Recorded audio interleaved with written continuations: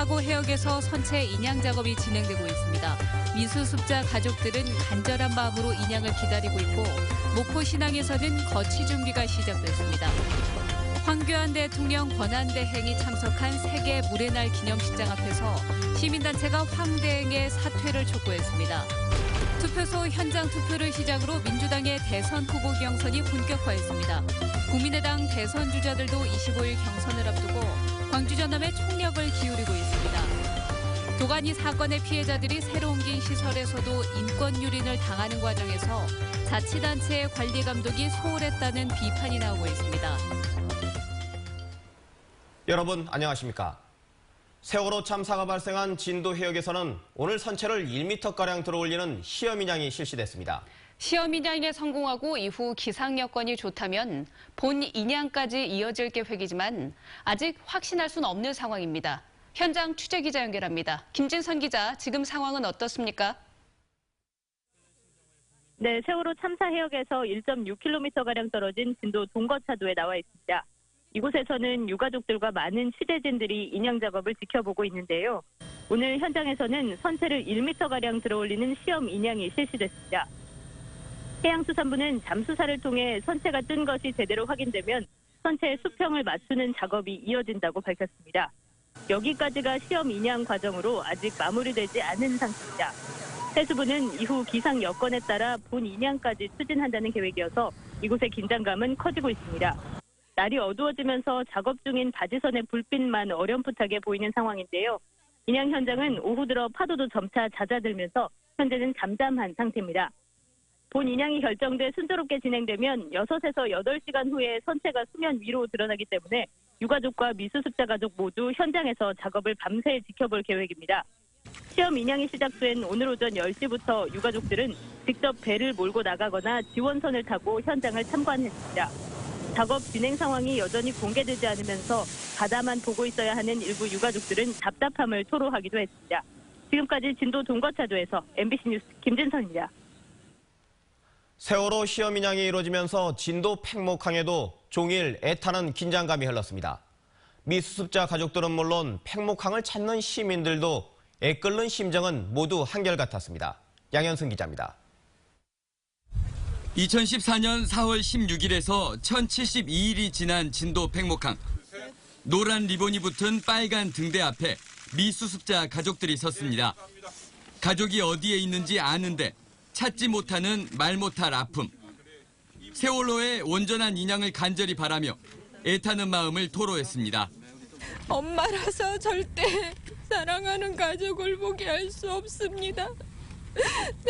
두 번 다시 세월호 같은 아픔이 대한민국에서 일어나지 않도록 잘 마무리하고. 미수습자 가족들은 인양 작업 현장으로 떠나는 배에 몸을 태웠고 자원봉사자들과 시민들의 발길은 팽목항으로 향했습니다. 노란 깃발 사이로 간간히 바람이 불 때마다 세월호 인양 현장을 염려하는 한숨들이 터져나왔습니다. 집에서는 안 불었는데 여기 오니까 바람 불어서 조금 걱정이 되기는 해요. 온전한 선체 인양을 성공하길 바라는 마음들은 희생자들을 추모하는 분향소에도 가득했습니다. 가족들이 이렇게 마음을 편안하게 이렇게 쉴 수 있어야 되는데 쉬지도 못하고 얼마나 안타깝게 지금 그렇게 뭐라고 어떻게 말을 못하겠네요. 이번에는 반드시 세월호 인양이 성공으로 매듭지어지길 바라는 간절한 소망들이 진도 팽목항을 감싸고 있습니다. MBC 뉴스 양현승입니다. 세월호가 인양되면 목포 신항 철제부두로 옮겨집니다. 육상 이동 장비를 확보하는 등 세월호 거치 준비가 활발하게 이루어지고 있습니다. 김양훈 기자입니다. 세월호가 거치될 장소는 목포 신항 철제부두입니다. 전체 면적은 33,000제곱미터. 바다 쪽에서 봤을 때 철제부두 왼쪽 공간에 세월호가 거치됩니다. 나머지 공간에는 컨테이너 등을 활용한 사무실이 들어섭니다. 세월호 현장 수습본부를 비롯해 각 부처 사무실, 미수습자 가족 등을 위한 공간입니다. 이달 말까지 40여 동의 컨테이너가 철제부두로 들어올 예정입니다. 해양수산부 세월호 인양추진단 소속 공무원 10여 명도 이미 목포에 내려와 있습니다.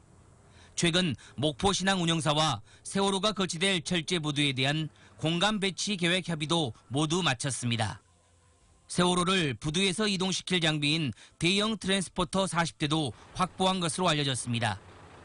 목포시도 세월호를 거치할 철제부두 내 각종 시설물 설치와 인허가 업무 등에 대해 적극 협조하기로 했습니다. 해수부하고 협의를 했는데요. 세월호가 우리 신항만의 거치가 되는데 편의시설 등 각종 시설물을 설치하는데 우리 시에서 목포시에서 적극 협조할 계획입니다. 해양수산부는 목포신항이 국가보안시설이기 때문에 일반인 통제 방안 등 보안 대책도 마련하고 있습니다. MBC 뉴스 김양훈입니다. 다음 소식입니다. 민주당이 경선 첫 일정으로 오늘 투표소 투표를 치렀고 국민의당도 오는 25일 현장 투표를 진행합니다. 양당 모두 호남에서 첫 경선이 진행되는 만큼 대선 주자들은 어느 누구 할 것 없이 이번 주 남은 일정을 호남에 올인할 예정입니다. 김철원 기자입니다. 더불어민주당 대선 후보를 뽑기 위한 경선의 첫 일정인 투표소 투표가 끝났습니다. 권리당원과 일반 시민 가운데 투표소 투표를 선택한 선거인단이 민주당 내 후보 가운데 한 명을 골랐습니다. 다 거기서 거기지 뭐 해봐야 똑같다고. 근데 저도 그렇게 생각했는데 그게 아니더라고요. 제가 이제 공부를 해보니까 확실히 군계 일학이 있어요. 투표율은 광주가 14.6%, 전남이 17.2%로 높지 않았습니다. 주목되는 건 25일과 26일에 치러지는 호남권 ARS 투표입니다. 민주당은 각 권역마다 3단계 투표 과정을 밟고 있는데 이 중 ARS 투표의 선거인단 수가 가장 많기 때문입니다. 3가지 투표 결과가 합산돼 공개되는 다음 주 월요일이 경선의 초반 판세를 가르는 분수령이 될 것으로 보입니다. 이재명, 문재인, 안희정 후보는 이번 주 남은 일정을 모두 호남에 쏟으며 총력전을 펼칠 계획입니다. 역시 호남권에서 첫 개표 결과를 받아보는 국민의당 경선 주자들도 마음이 바쁩니다. 오는 25일 TV토론과 합동연설회, 현장 투표를 동시에 진행할 계획인데 안철수, 박주선, 손학규 후보는 각각 목포와 광주를 찾아 화력을 집중했습니다. 민주당과 국민의당 모두 가장 먼저 치르는 호남 경선 결과가 전체 판세를 좌우할 것이라는 계산하에 이번 주 총력전을 펼치고 있습니다. MBC 뉴스 김철원입니다. 광주에 설린 세계 물의 날 행사에 황교안 대통령 권한대행이 참석했습니다. 탄핵 정국 속에서 황 권한대행의 행보에 불만이 많았던 시민사회 단체들. 국정농단의 책임을 지고 당장 사퇴하라며 반발했습니다. 이계상 기자입니다. 세계 물의 날 기념 행사장 앞에서 경찰과 시민단체 회원들이 몸싸움을 벌입니다. 황교안 권한대행의 방문을 앞두고 시민단체 회원이 피켓 시위를 벌이자 경찰이 갑자기 제지하고 나섰기 때문입니다.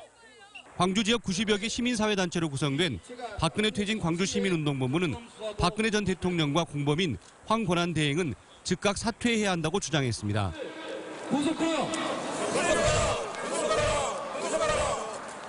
시민운동본부는 황 대행이 탄핵 정국에서 청와대 압수수색을 외면하고 특검 연장도 단칼에 거부했다며 대통령 행세를 당장 중단하라고 요구했습니다. 함께 파면돼야 합니다. 양심이 있다면 스스로 물러나야 합니다. 광주 지역 환경단체들은 이명박, 박근혜 정권이 수자원의 보고인 4대강을 훼손하고 영산강 수질도 악화시켰다고 비판했습니다. 이들은 황 권한대행이 4대강 사업의 책임자에 대한 면죄부를 줬다며 물의 날 행사에 참석할 자격이 없다고 지적했습니다. 물과 토전을 파괴한 정책에 대한 반성도 없는 형식적인 정부 행사는 물의 날을 모독하는 것이다. 황교안 권한대행은 정부 정책에 대한 시민들의 성토를 외면한 채 정식 출입문이 아닌 후문을 통과해서 물의 날 기념식에 참석했습니다. MBC 뉴스 이계상입니다. 이른바 도가니 사건의 피해자인 여성 장애인들이 새로운 시설로 옮겨진 뒤에도 인권 유린을 당했다는 소식 어제 전해드렸죠. 이 같은 일이 가능했던 건 지자체의 지도 점검이 부실했기 때문입니다. 송정근 기자입니다. 지난 2011년 이른바 도가니 사건이 일어난 이후 보건복지부는 사후 대책을 내놨습니다. 복지법인의 사회이사를 선임하고 매년 지도 점검을 하라는 내용이 포함됐습니다. 광주시는 점검을 1년에 2차례로 늘리는 등 대책을 강화했습니다. 하지만 문제의 복지시설에서 장애인 30명의 인권이 유린된 지난 5년 동안 점검에서는 이 같은 사실이 적발되지 않았습니다. 인권 침해나 이런 회계 부정들이 적발되는 사례들도 내부 고발자의 도움이 없이는 사실 확인하기 굉장히 어려운 건 사실이죠. 지금 현재 진행하고 있는 실태조사에 허점이 많다는 거예요. 보건복지부의 체크리스트에 따른 지도점검은 형식적인 수준에 그쳤고 인력 부족과 직원들의 잦은 교체로 노하우와 전문 지식이 쌓이지 않으면서 내부 고발자가 나오기 전까지 이 같은 사실을 알아차리지 못했습니다. 해줄 수 있는 게 없으니까 저희도 힘이 없으니까 마음도 너무 아프고 근데 저희도 저항을 못하고 계속 그냥 나중에 달래고 그냥 식구들 보고 미안하다 말밖에 할 수 없는 저희 상황이 너무 비참하고. 광주시와 북구청은 앞으로 30인 이상의 대규모 시설에 대한 점검 시 TF팀을 구성해 전문성을 높이고 인권 유린을 감시할 수 있는 면담자를 동행하는 등 또 한 번의 대책을 내놨지만 이번에도 뒷북이라는 비판을 받았습니다. MBC 뉴스 송정근입니다.